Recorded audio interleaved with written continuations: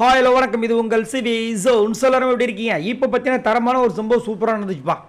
அடாடாடாடா, என்ன ஒரு பொம்மை டாஸ்க்கு. இந்த பொம்மை டாஸ்கில் நியூவாக ஒரு ரூலை கொடுத்து பயங்கரமான ஒரு ட்விஸ்ட்டை வந்து பிக் பாஸ் கொடுத்துருந்தார். என்னென்னா, பிக் பாஸ் வீட்டில் இருக்கவங்களுக்கு பழைய பொம்மை டாஸ்க் ரூல் தான்.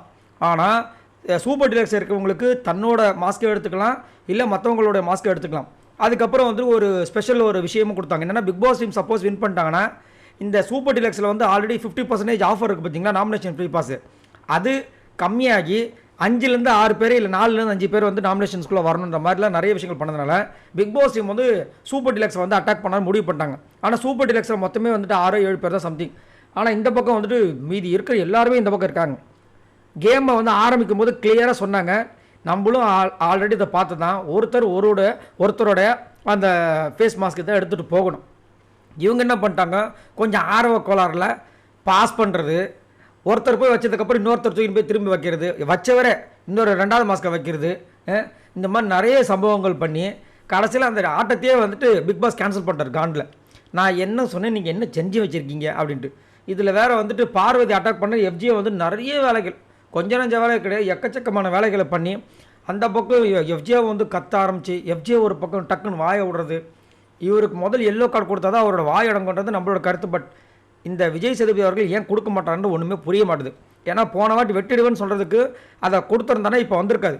இங்கே வந்து இன்றைக்கி வந்து வாயில் வந்து போ அப்படின்ற ஒரு வார்த்தை அசிங்கமாக வந்து திட்டாப்புல சொல்லிட்டாப்புல, நாங்கள் என்ன அப்படின்ட்டு.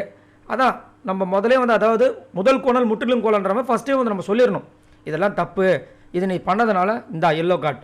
தவுலத்துன்னு ஒரு வார்த்தை, இது எவ்வளோ பெரிய வார்த்தை யோசிச்சு பாருங்கள். அந்த வார்த்தைக்கே நம்ம ஆண்டவர் வந்துட்டு எல்லோ கார்டு கொடுத்தாரு. இங்கே வந்து எவ்வளோ பெரிய வார்த்தை சொல்லியிருக்கு. இப்போ அது கொடுக்காம விட்டதுனால இப்போ இவ்வளோ தூரம் போயிடுச்சு. கடைசியில் விஜயாவை எல்லாரையுமே வந்து கிண்டல் பண்ணிட்டு இருந்தாங்க. நம்ம விஜய் பார்வதி செம்ம டென்ஷன் இருந்தாங்க.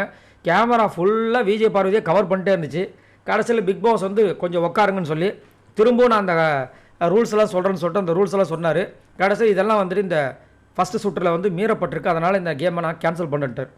போச்சா ஒரே ஹாப்பி விஜய் பார்வதிக்கு. ஆனால் அவங்க பரவாயில்ல, திரும்பவும் நாங்கள் அவங்கள தான் டார்கெட் பண்ணுன்ற மாதிரி வந்துட்டு அடுத்த கேமையும் ஸ்டார்ட் பண்ணுறதுக்கு ரெடியாக இருக்காங்க. சரி, நீங்கள் உங்களோட கருத்தை சொல்லுங்கள். இங்கே இதில் ஒரு ஹைலைட்டான விஷயம் தெரியுங்களா, கனி தான் இந்த மாஸ்டர் பிரெயின். நான் ஆல்ரெடி ஒரு வீடியோ போட்டிருப்பேன். ஃபஸ்ட்டு என்ன சொன்னாங்கன்னா, சூப்பர் டிலக்ஸை நம்ம அட்டாக் பண்ணோன்னாங்க. அதுக்கப்புறம் விஜய் பார்வதியோட வந்து அட்டாக் பண்ணுனாங்க. அவங்க தான் எல்லோரும் ஆள் சேர்த்தாங்க.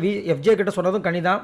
அதுக்கப்புறமா வந்து சபரி, அதுக்கப்புறம் எல்லாருக்கிட்டையுமே விக்ரம், எல்லாருக்கிட்டையுமே சொன்னது இந்த கனி தான்.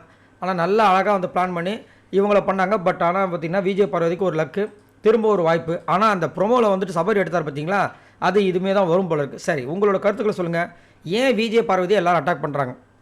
அந்த அளவுக்கு ஸ்ட்ராங்கான கண்டஸ்ட்னு நினைக்கிறாங்களா, இல்லை அவங்க மேலே காண்டு அதனால தான் வந்துட்டு எல்லோரும் அட்டாக் பண்ணுறாங்களா? மறக்காமல் கமெண்ட்ஸ் பண்ணுங்கள் பாய் நண்பர்களே.